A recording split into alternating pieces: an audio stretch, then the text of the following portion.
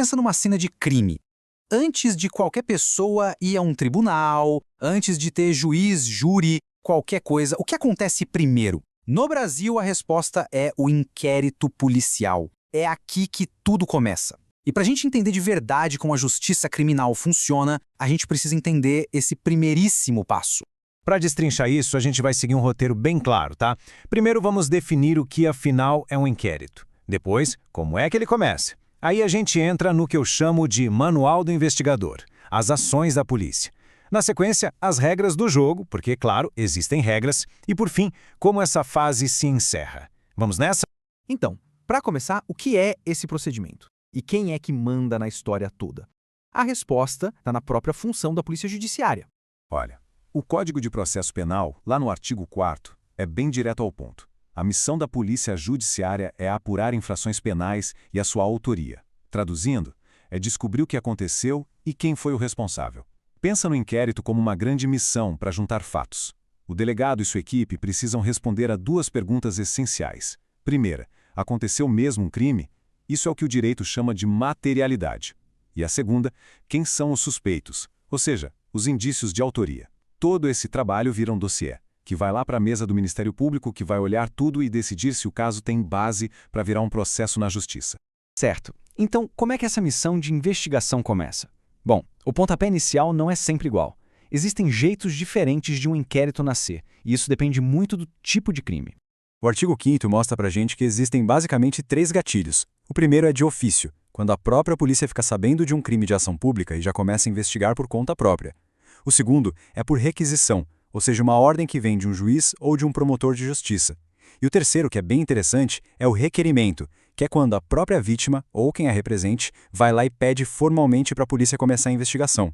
E esse pedido da vítima tem regras bem específicas, viu? Quando a vítima faz esse requerimento, a lei espera o máximo de detalhes possível. O artigo 5º detalha isso. O pedido tem que ter a narração do que aconteceu, com todas as circunstâncias, a identificação do suspeito, se a vítima souber quem é, e, se possível, o nome de testemunhas. Isso mostra o quanto a participação do cidadão é vista como algo importante para o sistema funcionar. Esses detalhes são um mapa inicial dos investigadores. É claro que nem sempre a vítima vai ter todas essas informações, mas quanto mais, melhor, né? A investigação já começa com um norte. Beleza? Inquérito instaurado, oficialmente aberto. E agora? A autoridade policial não age no escuro, não. Existe um roteiro bem claro de ações, um verdadeiro passo a passo que está lá no artigo 6º do Código. As primeiras providências são as mais urgentes e seguem uma lógica. Primeiro, o básico do básico, ir até o local do crime e preservar a área para que nenhuma prova se perca. Depois, começa a coleta, apreender os objetos que tenham relação com o fato, tipo a arma do crime, por exemplo. Em seguida, a busca fica mais ampla, para colher todas as provas possíveis, de impressões digitais a imagens de câmeras. E aí, claro, entra a ciência. Determinar a realização de perícias, como o exame de corpo de delito, que é fundamental para provar a existência de crimes que deixam vestígios. Agora, um ponto que é absolutamente central: ouvir as pessoas. Os incisos 4 e 5 do artigo 6º dizem que os investigadores precisam ouvir tanto a vítima, que a lei chama de ofendido, quanto o suspeito, o indiciado. Isso é essencial para ter as diferentes versões da história. Ouvir o ofendido ajuda a entender a dinâmica do crime do ponto de vista de quem sofreu a ação. Já o interrogatório do indiciado é a chance dele apresentar sua versão, sua defesa. E é o momento em que todos os seus direitos, como o de ficar em silêncio, têm que ser respeitados à risca. E a investigação não se limita ao crime em si, ela vai mais fundo, na vida do suspeito. O artigo 6º mostra que a polícia tem que montar um perfil completo. Isso inclui a identificação formal, levantar a ficha de antecedentes criminais e até investigar a vida social e econômica da pessoa. O objetivo aqui é entender o contexto, sabe? E tem um detalhe que mostra uma preocupação social bem interessante. O inciso X manda verificar se o suspeito tem filhos ou outros dependentes. Isso é para que medidas de proteção a essas pessoas possam ser tomadas, se necessário. A lei busca entender não só o fato, mas também quem é a pessoa investigada. Vamos em frente, porque um inquérito não é terra de ninguém, né? Longe disso. Existem regras bem estritas que controlam todo o processo para garantir tanto que a investigação seja eficiente, quanto que os direitos de todo mundo sejam respeitados. O artigo 20 estabelece uma regra fundamental, o sigilo. A investigação corre em segredo para que ninguém possa interferir, destruir provas ou intimidar testemunhas. Faz todo sentido. Mas olha só que interessante o contraponto para proteger o cidadão. O mesmo artigo, no seu parágrafo único, diz que o fato de alguém estar sendo investigado não pode constar no seu atestado de antecedentes. Isso é uma proteção direta ao princípio da presunção de inocência. Afinal, a pessoa é só investigada, não condenada, e a vida dela não pode ser prejudicada por uma simples suspeita. Agora, vamos falar de uma das medidas mais sérias e raras de um inquérito, que está prevista lá no artigo 21. A incomunicabilidade do preso. Ela existe, mas olha, as condições são muito, mas muito restritas. A lei até permite que um juiz ordene que um suspeito preso fique isolado, sem comunicação, mas as garantias são enormes. Primeiro, só um juiz pode dar essa ordem, e só se a polícia ou o Ministério Público mostrarem que isso é indispensável para a investigação. Segundo, tem um prazo máximo, bem curto, 3 dias.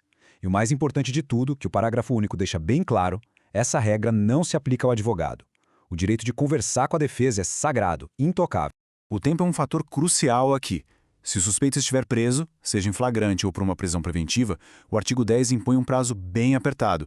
A polícia tem só 10 dias para fechar o inquérito e mandar tudo para a justiça. Agora, se o suspeito estiver solto, o prazo é maior, 30 dias. E a lei é realista. O próprio artigo 10 sabe que alguns casos são o quebra-cabeça, então ele permite que a polícia peça mais prazo ao juiz se precisar de mais tempo para diligências complicadas. O objetivo desses prazos é bem claro: dar agilidade ao processo e evitar que alguém fique com essa espada da suspeita sobre a cabeça por tempo indefinido. Certo, a investigação terminou, os prazos foram cumpridos. E aí, o que acontece? Agora vem o momento em que o trabalho da Polícia Judiciária é consolidado e encaminhado para a próxima fase. A conclusão do inquérito é materializada num documento-chave, o relatório final. O artigo 10 exige que o delegado faça um resumo minucioso de tudo que foi apurado nas investigações. É muito importante entender que esse relatório não é um julgamento, não é uma acusação formal, é um resumo objetivo dos fatos. Esse relatório, junto com todos os autos do inquérito e as provas físicas, é então encaminhado ao juiz competente. Para fechar, tem um passo mais administrativo, mas que tem um impacto grande. O artigo 23 obriga a autoridade policial a comunicar a conclusão do inquérito aos órgãos de identificação e estatística. Por quê? Para manter os registros e os dados do país atualizados. Essa informação é vital para a gente entender as tendências da criminalidade e para ajudar a criar políticas de segurança pública mais inteligentes e eficazes no futuro. E tudo isso nos leva à reflexão mais importante dessa nossa conversa. Um ponto que define a verdadeira natureza e o limite do inquérito policial. E aqui está a ideia central de tudo que a gente viu. O inquérito policial não julga ninguém. Ele não condena e nem inocenta. A única função dele é investigar e juntar elementos para dizer se, aparentemente, um crime aconteceu e quem pode ser o provável autor. Pensa nele como um filtro, a primeira etapa de todas. A verdadeira batalha pela verdade, com advogados, promotores e a decisão final sobre culpa ou inocência, isso tudo acontece depois, no processo judicial. O inquérito é só o ponto de partida.